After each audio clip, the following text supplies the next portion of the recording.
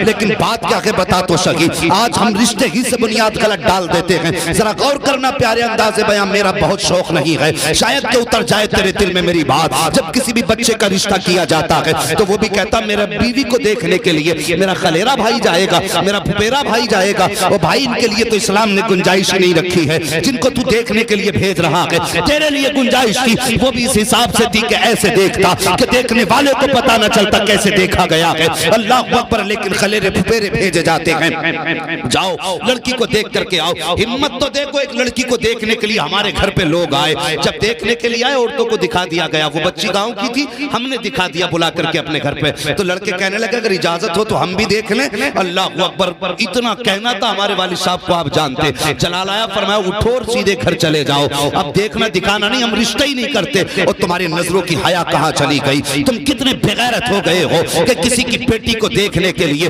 दूसरों को भेजा जाता है, और जब भेजने का ख्याल देखो लोगों का कैसे होता है। कहता अम्मा जी जरा गौर से देख के आना, उसकी आंखें नशीली हैं कि नहीं, उसकी चाल में जादू है कि नहीं, उसकी जुल्फे नागिन जैसी हैं कि नहीं, वो चलती है तो मोरनी लगती है कि नहीं। ऐसा लगता है बीवी देखने नहीं बल्कि चिड़ियाघर में कोई जानवर देखने भेजा जा रहा है। तूने हजार हुस्न बता के अपनी माँ को भेज दिया, और साकिब जब माँ को भेजा था माँ ने भी जाके खूब देखा। देखने के बाद आके कह दिया बेटे खूब अदाएं पाई गई हैं, आंखें शराबी भी हैं, उसकी चाल नशीली भी है, जुल्फे नागिन जैसी भी है, सब कुछ देख के आया। जब 4 दिन के बाद दुल्हन बन के घर में आई है, अब जब तमाशा हुआ है तो मौलाना मुशर्रफ तुम तावीज करो, मौलाना सलीम तुम तावीज करो, सूफी मोहम्मद रजा तुम तावीज करो। अरे क्या होगा इन तावीजों से? तावीज तो छोड़ो साहिब, अगर पूरा कुरान गले में डाल दो तब भी कुछ नहीं हो सकता है। बदला तो तब जाता जब तुमने माँ को भेजा था, तो जहाँ निगाहों की शर्त तूने कहा था कि निगाहें नशीली हो, उस वक्त ये भी कह लेता माँ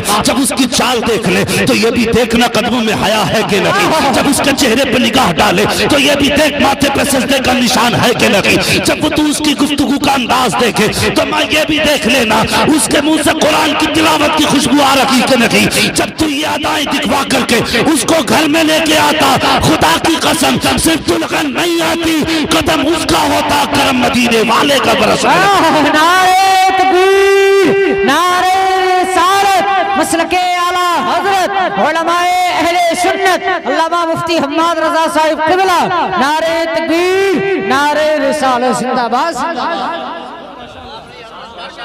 हमने बुनियाद ही गलत रख दी। कभी सोचा हमने? देखने खलेरे फुपेरे जा रहे हैं, मुमेरे जा रहे हैं, एक हंगामा एक मैशर हो तो भूलूं उसको, सैकड़ों बातों का रह रह के ख्याल आता है। ओ भाई एक रात में किसी एक बीमारी का इलाज नहीं हो सकता, हजार बातें हैं। बस मैं चाहता हूं अपने इस कम वक्त में, मेरा अपना मिजाज हजरत, मैं अपनी तकरीर के बीच में शेर व शायरी भी नहीं करता। मैं चाहता हूं ये कौम ने इतना कीमती वक्त अपना दिया है तो मेरे भाई मेरी बातों को यहां नहीं यहां लिख के लेके जाए। मैं आपका वक्त जाए करने नहीं आया, बस कुछ बात आप तक पहुंचाने के लिए आया हूं। सुने मेरी बात और इन रस्मों का बाइकाट करें, इन रस्मों का बाइकाट करें। फुपेरे खलेरे आ रहे हैं, अल्लाह अकबर। क्या हम इतने बेहया हो गए? क्या बताऊं आपको, शायद ये फोन भी इसी तरह के मेरे ही पास आते हैं। हाँ, लोग सोचते हैं कि यार ये मौलवी इस मैटर पे गुफ्तगू करता तो चलो इससे ही कहते हैं। तकलीफ होती है। एक बच्ची का फोन आया, कहने लगी हजरत मेरा तो ये दिल करता है कि मैं अब मर जाऊं। और जानते हो जनाब वो बेटी एक इमाम की बेटी थी। जरा अपने ज़मीर में झांके, फैसला करें, इस एक इमाम की बेटी। मैंने कहा कोई जिंदगी में किसी ने कोई इल्जाम लगाया? कहने लगी कोई इल्जाम नहीं। मैंने कहा फिर मुझसे क्या चाहती है? कहने लगी मैं अपना भाई मान के आपसे कह रही हूं कि हो सके तो जिंदगी में मेरे लिए कोई ऐसा रिश्ता तलाश करना, भले वो गरीब हो लेकिन इज्जत की एक रोटी खिला सके। सुभान अल्लाह। ये दिन भी उम्मत को देखने थे। एक बेटी और हाफिज कुरान की बेटी कहती मरने को कभी कभी जी चाहता है। मैंने कहा बहन बता तकलीफ किस बात की? कहने लगी जो भी दरवाजे पे आया किसी ने 10 लाख मांगे, किसी ने 5 लाख मांगे, मेरे बाप की औकात नहीं 10 लाख दे सके, और बाप बेटी का चेहरा देख करके वक्त से पहले बूढ़ा हो गया। कब बदलेंगे हम अपने आप को? मुझे बताओ तो सही। आज समाज में ये बुराइयां नहीं है, ये खराबियां आज समाज में नहीं है। जब बच्चियां खुद कहने लगे कि मरने को जी चाहता है, तो मैं कहता हूं ऐसी कौम को बेगैरती के साथ मर जाना चाहिए। तो यार किसी के दिए से भला नहीं होता, भला तभी होता जब पैदा करने वाला दिया करता है। हाँ, और इसके जिम्मेदार लड़के वाले नहीं, लड़की वाले भी हैं। जहां जरा सी डिग्री देखी, पहले ही कोनी माननी शुरू कर दी पड़ोसी के, रिश्ता करा तो 10 लाख दे। हजरत जी ये सच्ची बात है। जहां जरा सी डिग्री हाथ में आई, बच्चे ने भले ही 5 दिन हॉस्पिटल में गुजारे हो, उल्टी सुइयां लगा रही हो। कोरोना में डॉक्टर साहब कई डॉक्टरों ने मरीज मार डाले। जब देखा सीजन गर्म है, 1 महीना प्रैक्टिस करके दुकानें खोल ली। अब ये डॉक्टर साहब बैठे, डॉक्टर इस्राइल साहब, ये मेरे बहुत करीबी, मैं इनको बड़ा भाई मानता हूँ। तो ये बताएंगे कि एक एक सुई के लिए बड़े तजर्बे की जरूरत है। बंदे दे घूपम काम, किसी का कंधा पक गया, किसी का कूला पक गया है, ले धड़ा धड़ चल रही है। ये मिजाज है हमारे। और जब देखा अल्लाह सुई संभाल लिया तो कह रहा 5 लाख दिलवा दो, लड़की करा दो। और फिर कह रहे जमाना खराब आ गया। ये मिजाज हमारे। ओ भाई, कहा किसने था कि MBBS के घर में बेटी दे? कहा किसने कहा था तुझसे कि BUMS के हाथ में बेटी का हाथ दे? तुझे ये देखना जरूरी ना था कि जो तेरी बेटी का हाथ था में वो MBBS है कि नहीं, वो BUMS है कि नहीं। देखना ये जरूरी था जिसके हाथ में तेरी बेटी का हाथ जा रहा है वो खुदा का खौफ दिल में रखता है कि नहीं, मुस्तफा का प्यार सीने में है कि नहीं। मुझे बता तो सही, जिसके सीने में खुदा का खौफ नहीं होगा वो तेरी बेटी का हक कैसे अदा कर सकता है? मैं दावे के साथ कहता हूँ, तो वक्त की रोटी कमाने वाला, मजदूरी करके लाने वाला, अगर खुदा से डरने वाला होगा, भले ही तेरी बेटी को हीरे चांदी के जवाहरात के जेवर न बना सके, खुदा की कसम जिल्लत से घर से धक्के दे के भी निकाल नहीं सकता। सुभान अल्लाह, सुभान अल्लाह, जिंदाबाद जिंदाबाद। ऐसे रिश्ते तलाश क्यों नहीं करते? तुम्हारी भी तो चोंचें उठी पड़ी हैं ऊपर को। दामाद BUMS चाहिए, बेबराबरी का देख, बेटी के हाथ पीले कर दे। उसी तलाश के चक्कर में बेटियों के बाल सफेद हो गए कि दामाद टक्कर का नहीं मिल क्या गोली चलागा, टक्कर का ना मिल लिया। क्यों? तू 7.5 फीट का है। ख्याल देखो लोगों के, वो कैसे लोग थे। अल्लाह अकबर। एक बुजुर्ग मस्जिद में बैठे हुए एक जवान आया, नमाज पढ़ी, फिर चला गया, फिर आया, फिर नमाज पढ़ी। उन्होंने 5 वक्त उसको नमाज पढ़ते देखा, 5 वक्त नमाज पढ़ते देखा उसने, बुजुर्ग ने। और फिर कुछ ना पूछा, कहने लगे बेटे मेरी बेटी है, अगर तू कहे तो तेरा निकाह उसके साथ कर दूं। तो वो कहने लगे हजरत तुमने क्या देखा? कहने लगे तेरे दिल में रब का प्यार देखा। सुभान अल्लाह। बस इस अदा पे मैं तुझे बेटी देना चाहता हूँ। हजरत आप मेरे बारे में जानते नहीं, मैं बड़ा गरीब हूँ। मैं अगर सुबह खा लेता हूँ तो शाम की फिक्र नहीं, शाम को खा लेता हूँ तो सुबह का पता नहीं है। कहने लगे रोजी रब की कुदरत में है, बस तू बता तू मेरी बेटी से निकाह करेगा कि नहीं।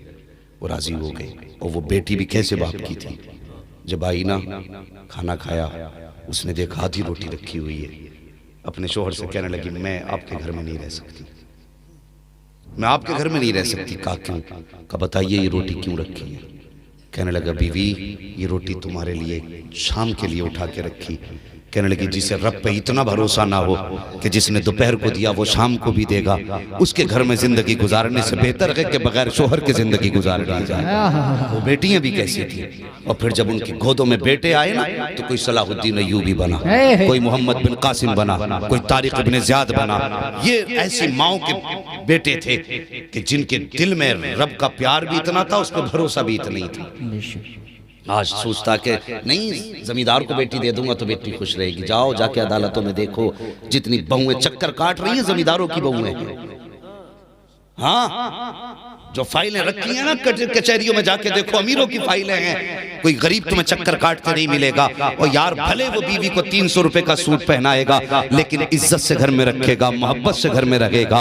अल्लाह अकबर, खुदारा माहौल बेहतर करो। आसमानों पे ना उड़ो बेटियों वालों, अगर तुम्हारे जरा से दिन सीत पे हैं तो फिर तुम भी नीचे मुंह करके नहीं खा रहे हो। और बेटों वालों की तो पूछो ही मत, अल्लाह ने बेटा दे दिया तो कारून शद्दाद जैसी फिक्र लिए बैठा है, बस ये चाहता है इसकी जायदाद भी अपने बाप, इसके बाप से अपने नाम करा लूं। और खुदारा उम्मत पे रहम करो, हुजूर की उम्मत पे प्यार करो। फरमाया गया जो अल्लाह के बंदों पे रहम करता है, अल्लाह उस पे रहम फरमाया करता है। बेशक, सुभान अल्लाह, सुभान अल्लाह। मिजाज बदलिए अपने। तो मैं अर्ज कर रहा था माहौल देखिए, हमने बुनियादी गलत रख दी। हमने पहले ही कह दिया कि भाई वो चाहिए जिसकी नागिन सी चाल हो। अब वो आ गई ना तो फिर वो काटेगी। हाँ, ढूंढ के लाया ना अम्मा को भेज के। वो खुदारा दीनदार तलाश किया करो। अगर ये आई हैं तो फिर जब इनको, अब तो हजरत जी बड़ा माहौल खराब है, रिश्ता होने की देर नहीं होती, इतना बड़ा मोबाइल भेज दे, इतना बड़ा भेज रहे कि प्रैक्टिस कर ले सही से चलाने की। वो खूब चला रही है, क्या जरूरत है? और इसके नुकसानात आपको पता नहीं है। जवानों एक बात बता दो तुम्हें मैं, और बुजुर्गों तुम भी सुनो, निकाह से पहले कभी बच्चों को रिश्ते वाले से बात करने की इजाजत मत देना। ये बात सुनना मेरी, जवानों तुम भी सुनना इसका नुकसानात। ये मत सोचना हमारे अब्बा को समझा के गया ये बात ही नहीं करने देगा हमारी। तुम भी इसके नुकसानात समझ लो, अगर गलत हो तो मेरी बात वापस कर देना, कभी बात करने की इजाजत मत देना।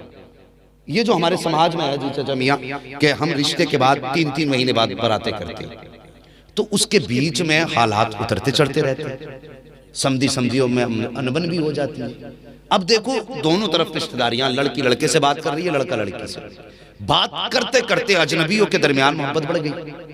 जब मोहब्बत अजनबियों के बीच बढ़ जाती है तो फिर नतीजा क्या होता है कि अगर किसी वजह से समधियों में अनबन हो जाए, आजकल ज्यादा चांसेस रहते हैं, कभी जहेज की लिस्ट को लेकर, कभी रसगुल्ले के साइज को लेकर के, कभी कौरमे को लेकर के, कभी स्टैंडिंग को लेकर के। आज झगड़े के बहुत सारे ऑप्शन हैं, किसी भी बात को लेकर मुफ्ती साहब झगड़ा हो सकता है। हाँ, अगर इनमें झगड़ा हो गया, वो कहे नहीं मैं बेटे की बारात नहीं लाऊंगा, वो कहेगा मैं तेरे बेटे को अपने घर का दामाद बना ही नहीं सकता, तो फिर ये जो तो बीच के टंगे रह गए। अब दो बातें हैं, या तो आप अपने दिल के खिलाफ जाइए या फिर अपने माँ बाप के खिलाफ जाइए। तो ज्यादातर जो होता है बच्चे माँ बाप के खिलाफ जाते थे, इससे तुम भी जलील, तुम्हारा मुआशरा भी जलील, तुम्हारी नस्लें शर्मिंदा होंगी। इसलिए सिर्फ अल्लाह पे भरोसा करो और ये सोच करके निकाह तक सब्र करो, जिसमें रब राजी है उसमें उसका बंदा राजी है। बेशक, सुभान अल्लाह। तो पहले इतना बड़ा मोबाइल दे दिया, अब रोक लेगा गुनाह को? तेरा बाप भी नहीं रोक पाएगा। हैं वो जो 2 टाइम की पढ़ रही थी वो भी खत्म, जो कुरान पढ़ लेती थी छठे जमात से खोल के वो भी बंद, इतना बड़ा मोबाइल ही चला रही है। अब हुआ निकाह, घर में आई, अब्बा ने LCD दे दी शानदार वाली, हैं लग गई। तो अब मैंने कहा था हमारा मजहब और हमारा इस्लाम हमें ये फिक्र देता है कि बच्चों की परवरिश माँ के शिकम से होती है। जब बच्चा माँ के शिकम में आया, अम्मा LCD पे पड़ी देख रही है, अगर वही नहीं तो मोबाइल बजा के कान के नीचे रख लिया, उसकी आंख गाने सुन के लग रही है, आंख खुल रही तो गाने बज रहे हैं, अगर आंख उठ रही है तो LCD पे जा रही है, वो फिल्में देख रही है। बताओ, बच्चा माँ के शिकम में हो और माँ के इस तरह के कदम हो, तो तुम्हें क्या लगता है कोई अब्दुल कादिर पैदा होगा या फिर आज का नाचने वाला कोई गुंडा बदमाश पैदा होगा? सोचे हैं सरकार वो से बात की जिंदगी, इनसे पूछिए, उलमा बताएंगे। माँ के पेट में आपने कुरान के कुछ पारे हिफ्ज़ किए, कहाँ बोले, कहाँ किए? हाँ बोल तो दो, 11वीं खाते खाते दांत टूट के भी बोलना नहीं आया। माँ के पेट में आपने पारे याद कर लिए, कैसे? क्योंकि माँ के शिकम में बच्चा जब होता है तरबियत तभी से शुरू हो जाती है। और हमारी कौन सोचती है ना अभी तो लल्ला छोटा ही है, अम्मा कहती ना अभी 8 साल का ही तो हुआ, सुधर जाएगा। इनकी परवरिश का ख्याल शिकम से करो। और एक बात और बता दूं, हलाल रोजी का एहतमाम करो। आज के दौर में सबसे मुश्किल काम है रोजी को हलाल करके खाना। जिनकी खेतों में हो रही है वो उश्र नहीं दे रहे, जो बिजनेस में वो ज़कात नहीं दे रहे, समझ रहे? और जो दुकानदारी बैठे लिए बैठे तो उनके बाट तोड़ लो जाके। एक दिन मुर्गा लेने चला गया, ये हालात है। भाई हमारा तो कुछ नहीं गया 100 ग्राम में, मगर मुझे बता तूने वो 100 ग्राम अगर बच्चों को हराम करके खिलाया तो बता तेरे बच्चों का क्या बनेगा। जदीद तहकीक के मुताबिक 80% जो बच्चे बिगड़ रहे हैं हराम रोजी की वजह से बिगड़ रहे हैं, 20% गलत सोसाइटी की वजह से। ये हमारे माशरे की सच्चाई है। खुदारा घरों में दीनदारी का माहौल पैदा करो, दीनदार बच्चियों के लिए अपने घर वालों की फरमाइश करो कि हमारे लिए दीनदार बेटी देख के आना, दीनदार बेटी देख करके आना। बड़ी तकलीफ होती है हजरत, एक खबर मिली अभी, कुछ एक घर के अंदर माँ बाप ने बेटी को गला दबा करके इसलिए मार दिया ताकि इसे जहेज न देना पड़े।